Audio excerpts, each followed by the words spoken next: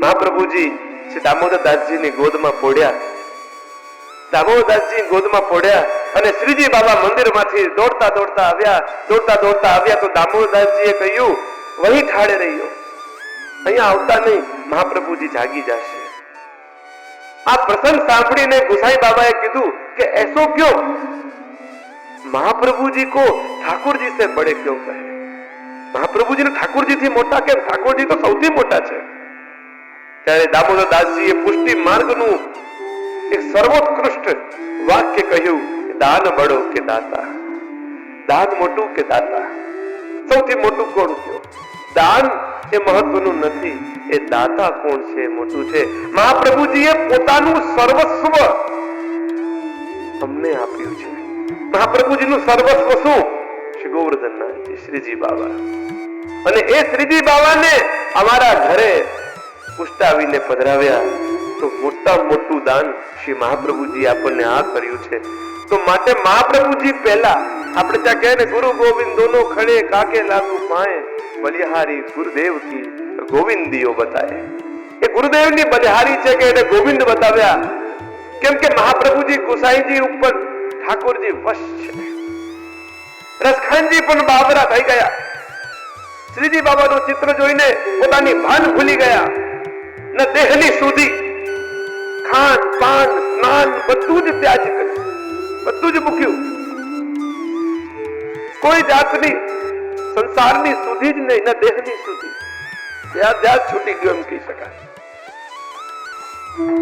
એની એટલી બધી આરતી જોઈને સ્વયં શ્રીજી બાબાથી ન રહેવાનું. શ્રીજી બાબા ગોવર્ધન પર્વતમાંથી રસખાનજીને દર્શન આપી દીધા. જેવા દર્શન આપ્યા, રસખાનજી શ્રીજી બાબાને પકડવા ગયા. શ્રીજી બાબા અંતર્ધ્યાન થઈ ગયા અને શયનમાં કહી દીધું કે ગુસાઈજી કે પહેલે શરણ જા, ફિર તેરો ઉદ્ધાર કरूंगा, પછી તને સ્પર્શનો અધિકાર મળશે. અરે આ પુષ્ટિ માર્ગની વિશેષતા આજ આપણી ગુરુ પરંપરા છે. ક્યાંય એવું નથી કે ગુરુ ને આપણે પછી જ ગણવા. એ ક્રમ છે કે પહેલા પ્રભુ, પછી ગુરુ, પછી વૈષ્ણવ. પણ મૂળ રૂપે વિચાર કરીએ તો મહાપ્રભુજી આપણે ત્યાં પુષ્ટિ માર્ગમાં એમ કહેવાય કે ઠાकुर जी से भी अधिक जामे, दमला सो अमला. પ્રસંગો વાંચ્યો કોઈ તો ખબર પડે, દમલા સો અમલા. ઠાकुरજી માં જેની પ્રીતિ હોય એને દમલા, એ તો અમલ છે, જેનામાં મલ નથી તે. ઠાकुरજી માં પ્રીતિ કોને થાય? જેનામાં મલ ન હોય તે. અમલ થી પણ અધિક કોઈ દમલા, એ કોણ? ઠાकुरજી થી પણ વધારે જેની મહાપ્રભુજી માં પ્રીતિ છે એને દમલા અમલા. મહાપ્રભુજી દમલા કહેતા. કેમ? કેમ કે એમની પ્રીતિ આટલી અત્યધિક, એમનું જ્ઞાન આટલું ઉત્કૃષ્ટ હતું, એને એની પ્રત્યેક વસ્તુની સમજ હતી કે ઠાकुरજી મને પ્રાપ્ત થશે પણ કોની કૃપાથી? કોણ? એમ મૂળ વાત કે ધંધા ને સંપદા તો ભગવાન આપતા રહેશે. કોઈના પાસે હોય, કોઈના પાસે ન હોય, એ એટલું મહત્વની વાત નથી.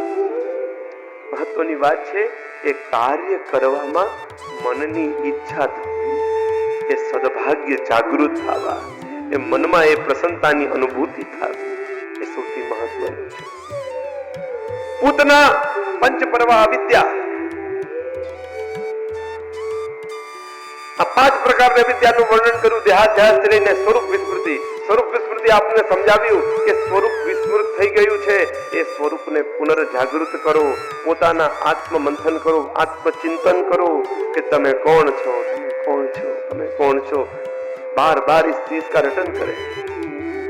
एक समय ऐसा आ जाएगा तब अपने आप मालूम चल जाएगा कि कौन हूं मैं, શું મારે કરવું જોઈએ, શું ન કરવું જોઈએ, એ બધી વસ્તુની સમજ આવી જશે તમને આપોઆપ. કોઈ પણ સેવા મળે ને એ કરતા રહે.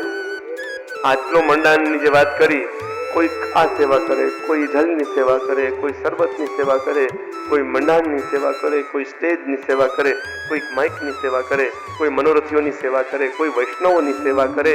કેટલા વૈષ્ણવો અહીંયા એ સૌ પોતાનો નોકરી, ધંધો, વ્યવસાય આ બધું જ એક બાજુ મૂકીને એક નિસ્વાર્થ ભાવથી સેવા કરે.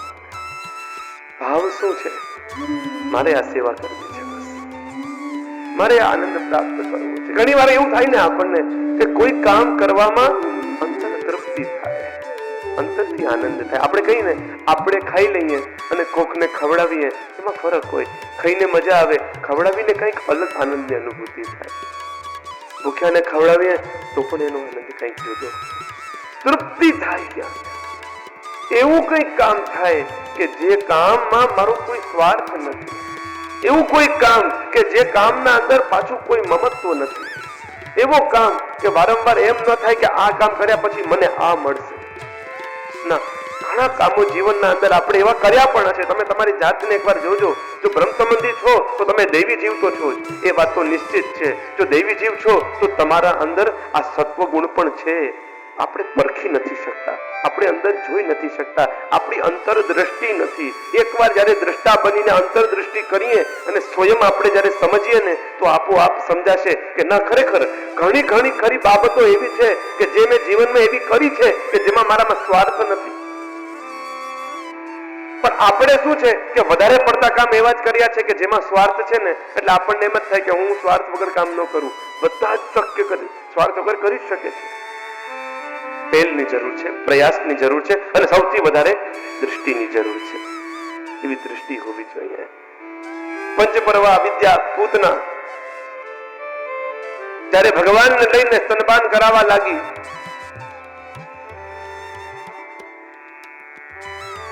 અને જ્યારે પ્રભુએ એ સ્તનપાનના વિષથી એના પ્રાણનું હરણ કરી લીધું, ચીખવા લાગી, ચિલ્લાવા લાગી. પૂતનાના નાદથી દશો દિશાઓ ગુંજી ગઈ. એ પોતાના વિકરાળ રૂપમાં આવી ગઈ અને એવો રૂપ કે 6 કોસ મોટો. અને એ જ્યારે ધરતી ઉપર પડ્યો તો કહેવાય છે કે દશેય દિશાઓ ગુંજી ઉઠી.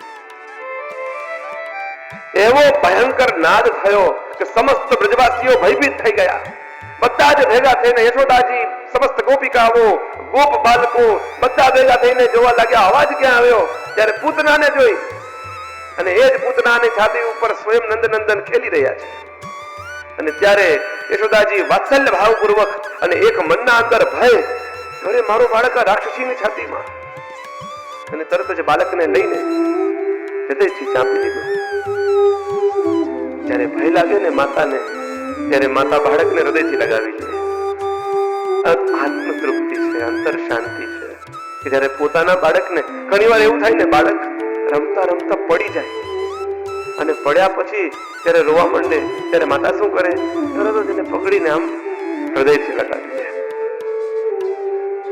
આનંદ છે, એક પ્રકારનો આત્મ તૃપ્તિ છે. એ બાળકને હૃદયમાં લગાવવાથી શાંતિ મળી જાય તરત જ.